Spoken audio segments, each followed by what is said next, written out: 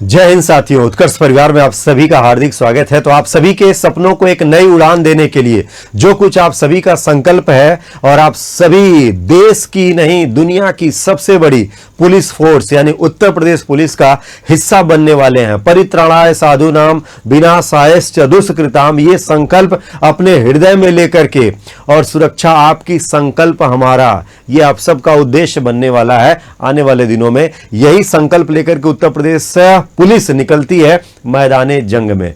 तो इस पुलिस का हिस्सा बनने के लिए आप सभी का स्वागत है। आप सभी को विशेष बधाई इसके लिए कि आप सब ने ये फैसला लिया है, आप सब ने ये संकल्प लिया है। तो इस संकल्पों को, इस सपनों को हकीकत में बदलने की एक प्रयास, एक मुहिम जिसमें उत्कर्ष परिवार आप सबके साथ कदम से कदम मिला करके चलेगा।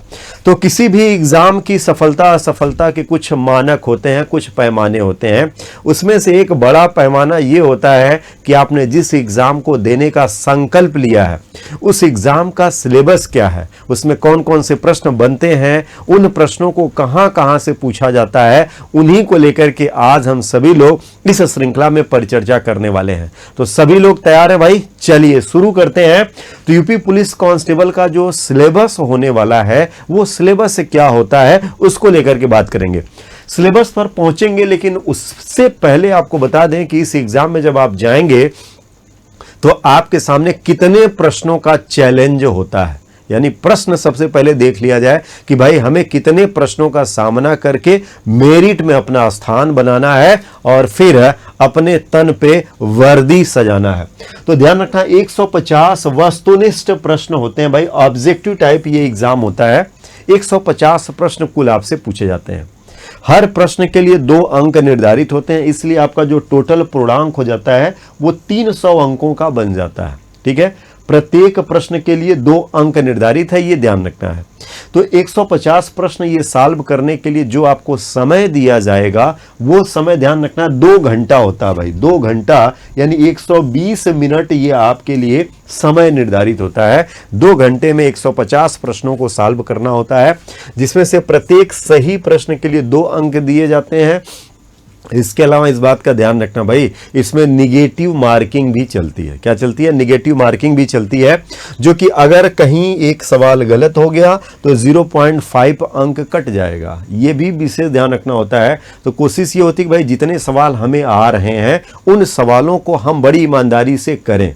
ठीक है, उन सवालों को बड़ी ईमानदारी से करें तो ऐसी दशा में हम इसमें बेहतर कर पाते हैं, अच्छा कर पाते हैं। इस प्रश्न पत्र में यानी 150 अंकों का ये जो प्रश्न है, 150 प्रश्नों का जो आपका ये पेपर है 300 अंक का, इसके 4 खंड हैं। क्या है? 4 खंड, मतलब पेपर एक ही रहता है, 4 अलग अलग पार्ट इसमें बन जाते हैं, जिसमें आप सभी को पता है कि भाई सामान्य अध्ययन का हिस्सा होगा ही होगा। इसके अलावा आप सबका हिंदी का हिस्सा होगा ही होगा। इसके अलावा अगर देखा जाए तो मैथ रीजनिंग के पार्ट इसमें अलग अलग हो जाते हैं। तो उन्हीं अलग अलग में कौन कौन से पार्ट्स में बनेंगे, आइए उन्हीं को लेकर के हम सभी लोग यहाँ पे बात करेंगे। क्या है? चर्चा करेंगे। तो लिखित परीक्षा का पाठ्यक्रम कुछ ऐसे आपके सामने निकल करके आता है, जो कि 4 खंडों में, जैसा कि हमने आपको बताया कि 4 खंडों में आपका ये बटा हुआ है। जैसे सामान्य ज्ञान यानी जनरल नॉलेज की अगर हम लोग बात करें तो सामान्यतः अगर देखा जाए तो इस खंड से लगभग 38 प्रश्न पूछे जाते हैं, जो कि 76 अंक का होता है। इसी तरह से संख्यात्मक एवं मानसिक योग्यता की अगर हम लोग बात करें तो यहाँ से भी लगभग 38 क्वेश्चन आते हैं। 76 अंक यहाँ से भी आप हासिल कर सकते हैं।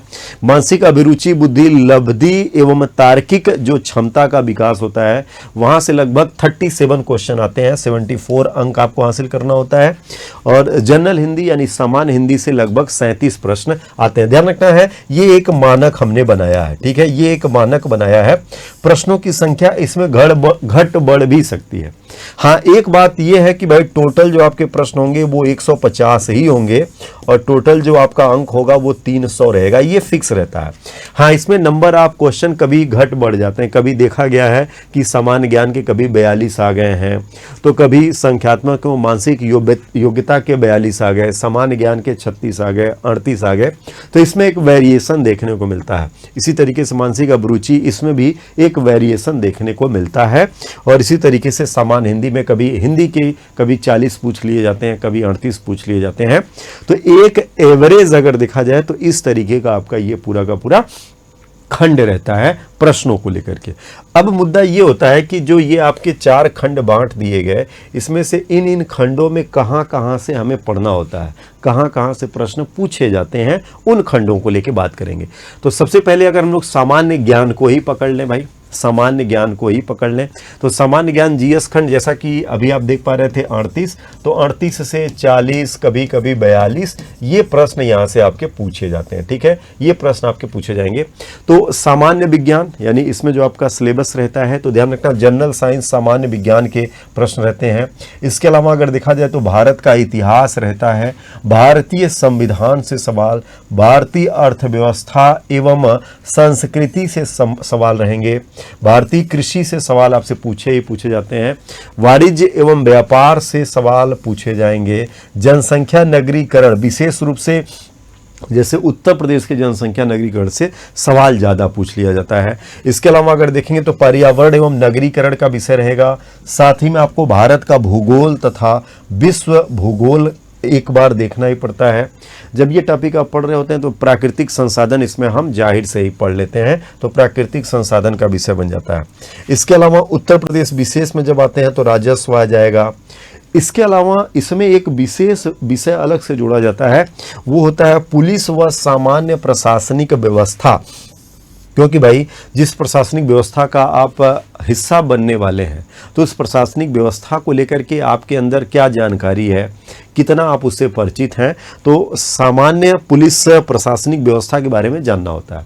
ह्यूमन राइट्स का मुद्दा इन दिनों विशेष रूप से रहता है, तो पुलिस डिपार्टमेंट में ह्यूमन राइट्स के विषयों को आपको जानना है। हालांकि यहाँ पे सामान्य जानकारी चाहिए, फिर उसके बाद ट्रेनिंग के दौरान आपको विस्तार से पढ़ाया जाता है। तो ह्यूमन राइट्स मानवाधिकार हमें देख के जाना होता है एग्जाम के लिए। इसके अलावा आंतरिक सुरक्षा तथा आतंकवाद का जो विषय बनता है भाई, आंतरिक सुरक्षा तथा आतंकवाद बनेगा। भारत और उसके पड़ोसी देशों के बीच के संबंधों को लेकर सवाल बनेगा। राष्ट्रीय तथा अंतर्राष्ट्रीय महत्व के जो विषय होते हैं उनको लेकर के, खास करके राष्ट्रीय एवं अंतर्राष्ट्रीय महत्व, ये करेंट अफेयर्स से जुड़ जाता है। किससे जुड़ जाता है? करेंट अफेयर्स से जुड़ जाता है।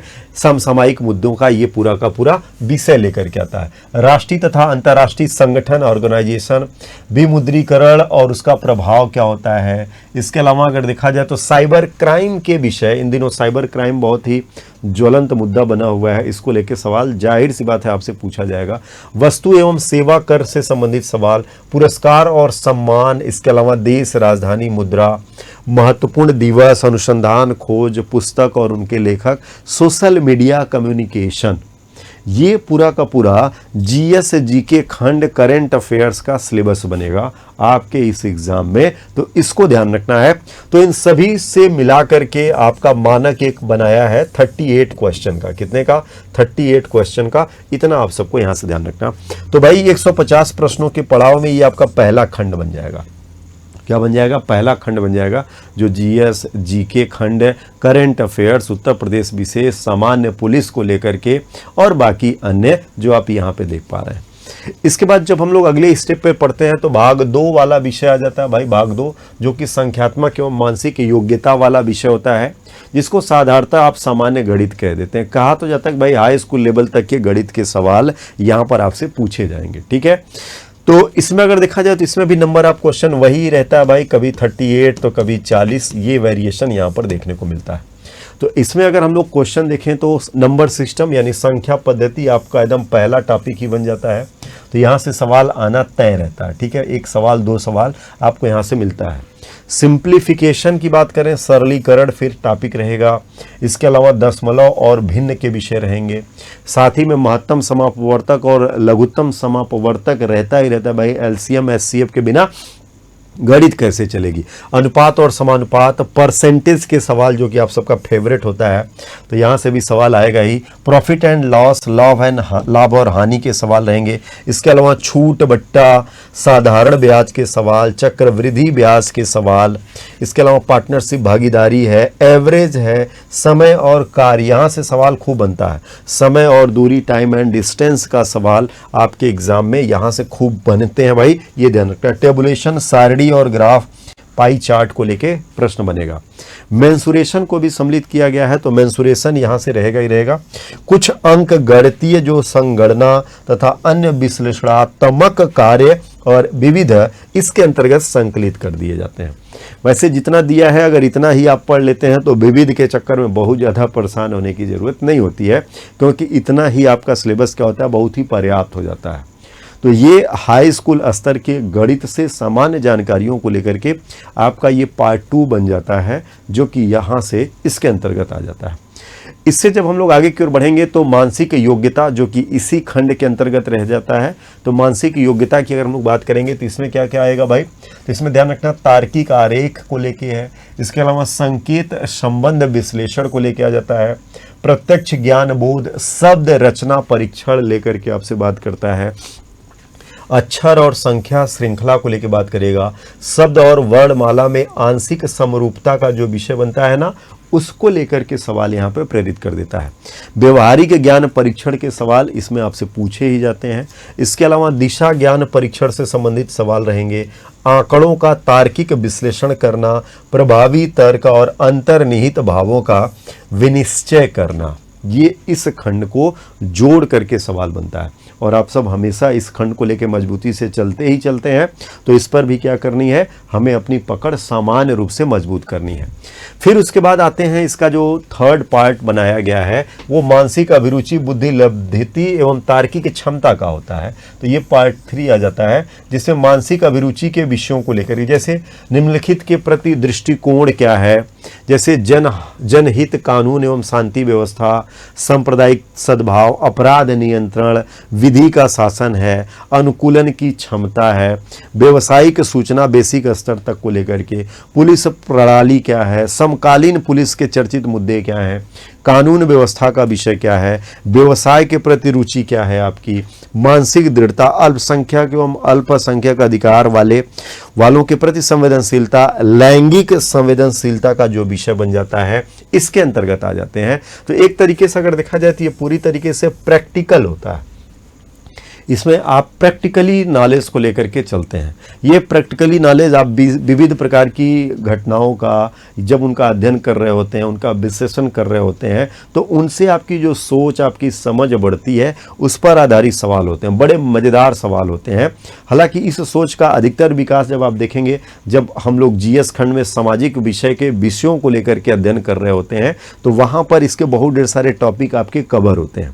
पुलिस प्रशासन मुद्दा, साइबर अपराध, आतंकवाद क्या हो गया, इसके अलावा आंतरिक सुरक्षा, बाह्य सुरक्षा के विषय क्या हो गए, इन सबको पकड़ के लेके चलते हैं। पुलिस प्रशासन की समस्याएं क्या हैं, सामाजिक समस्याएं क्या हैं, इसके अलावा बाकी अन्य जो महिला पुरुष को लेकर के है, संवैधानिक प्रावधानों में फंडामेंटल राइट्स को लेकर के, विशेष रूप से अल्पसंख्यक के हितों के संरक्षण को लेकर के क्या किया जा सकता है, यह धार्मिक संरक्षण वाला विषय है, शोषण से संबंधित विषय है, स्वतंत्रता का है, समता का है, इन सब पे आपको विशेष ध्यान देने की जरूरत होती है। तो ये उस खंड के अध्ययन के दौरान आपका दृष्टिकोण डेवलप्ड होता है और उसी को यहाँ पे अप्लाई करना होता है। उसी को क्या है, यहाँ पे आपको अप्लाई करना पड़ता है। तो ये व्यवहारिक ज्ञान पूरी तरीके से निकल करके आता है। इसी में अगर देखा जाए तो एक बुद्धि लब्धि होता है, संबंध एवं आंशिक समानता परीक्षण हो जाते हैं, असमानता को चिन्हित करना, श्रृंखला पूरी करने का परीक्षण करना, संकेत लिपि, सांकेतिक लिपि को समझना, दिशा ज्ञान परीक्षण, रक्त संबंध जिसको ब्लड रिलेशन कहते हैं, इस पर आधारित प्रश्न आपसे पूछेंगे, समय क्रय परीक्षण, वेन आरेख और चार्ट सदृश परीक्षण, गणितीय योग्यता परीक्षण क्रम में व्यवस्थित, जो कि कुल मिला के अगर देखा जाए तो इसका विस्तृत अध्ययन रीजनिंग खंड के अंतर्गत कर लेते हैं, जो कि यहीं से आपकी क्या है, मानसिक बुद्धि लब्धि के डेवलपमेंट का जो विषय बन जाता है। तो इसको हम लोग रीजनिंग खंड के अंतर्गत भी पढ़ते हुए देखते ही देखते हैं, तो वहीं से लेकर के चलना होता है, ये ध्यान रखना है, जो कि विशिष्ट होता है। तार्किक क्षमता जो इसी में आती है, जैसे समरूपता का विषय आ गया या भिन्नता का डिफरेंस है, जैसे दे दिया कि भाई उपरोक्त में से कौन सा अलग है या किसमें आपस में समानता है, तो ना अलग वाला 3 एक समान दे दिया, फिर एक अलग दे देता है। तो इसको लेकर के हम लोगों को चिन्हित करना होता है, क्या है, इसको लेकर के चिन्हित करना होता है, जो कि एकदम तार्किकता पर आधारित होते हैं, समझ बूझ के विषयों को लेके चलता है। खाली स्थान भरना, फिल इन द ब्लैंक्स वाला आएगा। समस्या को सुलझाना, भाई प्रॉब्लम सॉल्विंग आ जाता है, ये ध्यान रखना, समस्या सुलझाना है। विश्लेषण, निर्णय से संबंधित सवाल, निर्णायक क्षमता, आपके लिए ऐसे सिचुएशन क्रिएट किया जाएगा कि उन परिस्थितियों में देख करके, उन परिस्थितियों में वहाँ उपस्थित रहते हुए आप क्या डिसीजन लेने वाले हैं, आपके डिसीजन की पहली प्राथमिकता क्या होनी चाहिए, इसको वो निर्धारित करता है। दृश्य स्मृति, विभेदन क्षमता, पर्यवेक्षण है, संबंध है, अवधारणा है, अंक गणती तर्क है, शब्द और आकृति का वर्गीकरण आ जाता है। अंक गणती, संख्या, श्रृंखला, मिसिंग नंबर वगैरह फाइंड करते हैं। अमूर्त विचार व प्रतीकों तथा उनके संबंधों के मध्य सामंजस्य की क्षमता को बैठाने का प्रयास आप इसके अंतर्गत यहाँ पे करने लगते हैं। तो ये इस खंड का पार्ट बन जाता है, जो कि पूरा का पूरा अगर देखा जाए एक तरीके से लॉजिकली आपको फिट करते हुए, मेंटेन करते हुए आगे चलना है। ये खंड भी आपको 37 से 38 सवाल का पूरा लेखा जोखा दे करके ही जाता है। तो इसका भी अपने एग्जाम में विशेष महत्व हो जाता है, ये ध्यान रखना है। फिर आता है भाई सामान्य हिंदी। हिंदी का मतलब ये है कि भाई हिंदी का जो विषय, इसमें भी कहा गया कि हाई स्कूल लेवल के हिंदी से आपसे अपेक्षा की जाती है कि आप उसके बारे में जानते हो और उसी का आप क्या करेंगे, यहाँ पे विश्लेषण कर देंगे। तो हिंदी एक ऐसा विषय है कि जो आपने अपने पढ़ाई के शुरुआती दिनों से यहीं से शुरुआत ही किया है भाई। जब आपने पढ़ना लिखना शुरू किया है तो हिंदी से ही आपने शुरुआत ही करी। तो हिंदी के शुरुआत के क्रम में बहुत ढेर सारे मज़ेदार सवाल इसमें आपसे मिलते हैं, जिसमें से अधिकतर ये वे सवाल होते हैं जिनसे आप हमेशा रूबरू भी होते रहते हैं, परिस्थितियों में, बोलचाल में, प्रैक्टिकली में, ऐसा आता है। तो हिंदी के विषयों में अगर देखा जाए तो हिंदी और अन्य भारतीय भाषाओं को लेकर के आपका एक विश्लेषण करना पड़ता है। तो हिंदी और जब अन्य भारतीय भाषाओं की बात होती है तो अन्य भारतीय भाषाओं में जैसे उनकी शब्दावलियाँ हैं, उनके शब्द हैं, उनके क्या तात्पर्य हैं, या उनसे संबंधित कोई साहित्य है तो उनको लेकर के बात हो जाती है। जैसे हिंदी तो करेंगे ही करेंगे, जैसे कि तमिल हो गया, द्रविड़ को तमिल हो गया, मलयालम हो गया, गुजराती हो गया, मराठी हो गया, ऐसे शब्दों को लेकर के, अरबी फारसी के शब्दों को लेकर के भी आपके यहाँ बहुत ढेर सारे सवाल बन जाते हैं। तो इसको करते हैं। हिंदी व्याकरण का जो मौलिक ज्ञान मतलब बेसिक को लेकर के आता है, जिसमें बहुत ढेर सारे हिंदी वर्णमाला के पहचान को लेकर के सवाल पूछता है, यहीं से आपकी शुरुआती होती है। तद्भव तत्सम आप पढ़ते ही पढ़ते हैं भाई, शुद्ध संस्कृत रूप है और कौन सा संस्कृत का बिगड़ा हुआ स्वरूप आ जाता है। पर्यायवाची इसकी विशेष धड़कन के रूप में आ जाती है। तो पर्यायवाची तो आप जितना मन करे उतना पढ़िए, रटिए, लिखिए ना, लिखिए, पढ़िए, आगे बढ़िए। इसी तरीके से विलोम शब्द आ जाते हैं, अनेकार्थ शब्द आ जाते हैं। वाक्यांशों के स्थान पर एक शब्द, जैसे लंबा लंबा वाक्यांश दे दिया गया है, वन वर्ड सब्स्टिट्यूशन मॉडल, यानी उसको एक शब्द में हम कैसे कह दें। समरूपी भिन्नार्थक शब्द, जैसे समान दिखने में, बोलने में समान शब्द लगेंगे लेकिन उनका मतलब अलग अलग हो जाता है ना, उनका मतलब अलग अलग हो जाता है, भावार्थों को लेकर के चलना पड़ता है। कनक कनकते सौगुनी मादकता अधिकाय, वाह खाए बौराय, वाह पाए बौराय, कनक कनक हो जाता है ना। तो ऐसे इस तरीके के शब्द होते हैं, भावार्थ को पकड़ करके लेकर के आप सबको चलना होता है कि भाई कनक है सोना है, कनक है धतूरा है, बात एक ही है लेकिन मतलब अलग अलग। तो इसी तरीके से समरूप भिन्नार्थक शब्दों का प्रयोग करना पड़ता है। इसके अलावा भाई अशुद्ध वाक्यों को शुद्ध करना, कुछ लिख करके दिया है उसमें क्या गड़बड़ी है उसको पहचानना, पकड़ना, ये सब प्रैक्टिस में जब आप आते हैं ना, तो प्रैक्टिस में, अभ्यास में और व्याकरण के सामान्य जानकारियों से आप उसको आइडेंटिफाई करने लगते हैं, क्लियर करने लगते हैं। तो अशुद्ध वाक्यों का शुद्ध करना, लिंग वचन कारक सर्वनाम विशेषण क्रिया से संबंधित काल वाच्य अव्यय उपसर्ग प्रत्यय संधि समास विराम चिन्ह, ये सब मतलब व्याकरणिक पहचान करते हुए आपको चलना है। जैसे यहाँ पे देखें कि हिंदी व्याकरण की सामान्य पहचान, तो हिंदी व्याकरण की जब सामान्य पहचान करने की बारी आती है तो यहीं से आपका चलता है लिंग वचन कारक सर्वनाम से संबंधित है या विशेषण से संबंधित है, क्रिया से संबंधित है या काल वाच्य से संबंधित, अव्यय से संबंधित, उपसर्ग प्रत्यय संधि समास विराम चिन्ह, इसके अलावा छंद, रस छंद अलंकार भी चलता है, तो यहां पर दिया हुआ है रस छंद अलंकार, ये सब व्याकरण के विषय हो जाते हैं। बीच में यहां पर मुहावरे एवं लोकोक्तियां लिखा हुआ है, जो कि लोक प्रचलित मुहावरे, क्या है, लोक प्रचलित मुहावरे और उनके मतलबों को लेकर के प्रश्न, जैसे कि गए थे हरिभजन को ओटन लगे कपास, इस तरीके के शब्दों से आपसे रूबरू कराया जाता है, आपको परिचित कराया जाता है। फिसल गए तो हर हर गंगे, क्या है, फिसल गए तो हर हर गंगे। तो ये सब जो लोकोक्तियां हैं, मुहावरे हैं, ये लंबे समय से चली आ रही हैं। लंका लगा देना ना, जो कि इस समय खूब चर्चा में चल रहा है, तो ये सब काफ़ी समय से प्रचलित रहती हैं। तो उन सब का क्या मतलब होता है, सामान्य मतलब, सामान्य अर्थ है, जिसको आपको बताना होता है, जो कि सामान्य विषय को लेकर के आता है। इसके अलावा अगर देखेंगे तो जैसे अपठित बोध आ जाते हैं आपके लिए। इसके अलावा कुछ प्रसिद्ध कवि हैं, तो उन कवियों का जन्म कब हुआ, या उनका जन्म स्थान कहाँ रहा, किससे रहा, या उनकी कोई प्रसिद्ध रचना है या उनकी प्रसिद्ध रचनाएं, उनको लेकर के पूछ लिया। जैसे आपसे पूछ ले कि भाई सूर्यकांत त्रिपाठी निराला का ही नाम ले लिया, उनकी कोई रचना आपसे पूछ लिया कि भाई चलो अनामिका किसकी रचना है, या गोस्वामी तुलसीदास किसकी रचना है, राम की शक्ति पूजा किसकी रचना हो गई ना, कुकुर मुत्ता किसकी रचना हो गई, इस तरीके से।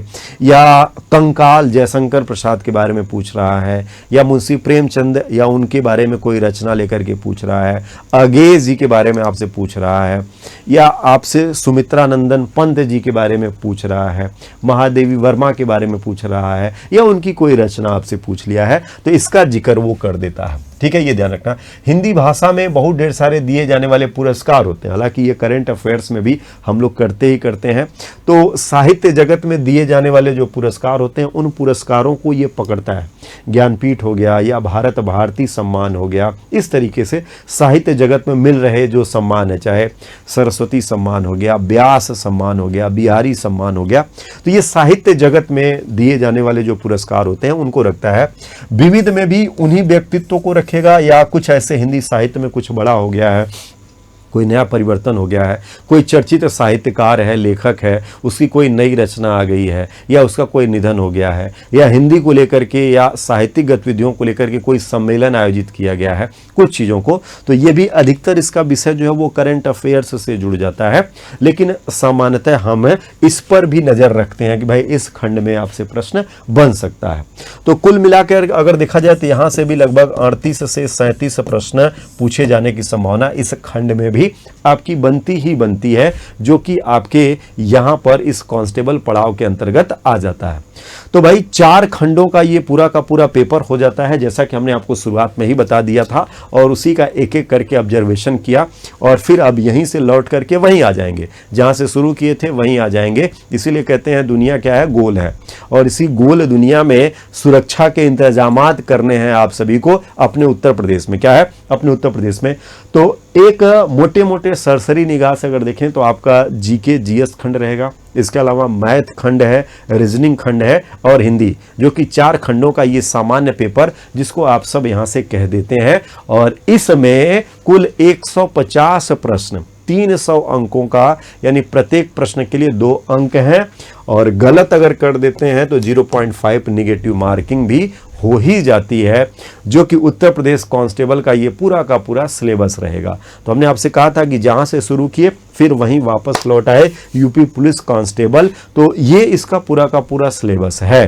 तो अब आप अपनी तैयारी को इसी के अकॉर्डिंग धारदार बनाना है कि इसमें से किन किन टॉपिकों पे हमारी पकड़ है, किन किन टॉपिकों पे आपने काम किया है, किसको किसको आपने पढ़ा है, और किसको किसको आपको मजबूती के साथ रिवीजन करते हुए आगे की ओर चलना है। तो उठिए, सज्ज हो जाइए भाई, मैदाने जंग में आप सभी का स्वागत है, और भारत ही नहीं दुनिया की सबसे बड़ी पुलिस का हिस्सा बनने वाले हैं। तो इसके लिए आप सभी को अग्रिम बधाई, और आप सबके सपनों को साकार करने के लिए उत्कर्ष परिवार आप सबके बीच में है, क्योंकि कामयाबी पर होगा सभी का हक, ये हम सभी का ध्येय वाक्य है, हम सभी का संकल्प है। तो आप सभी को ऑल द बेस्ट।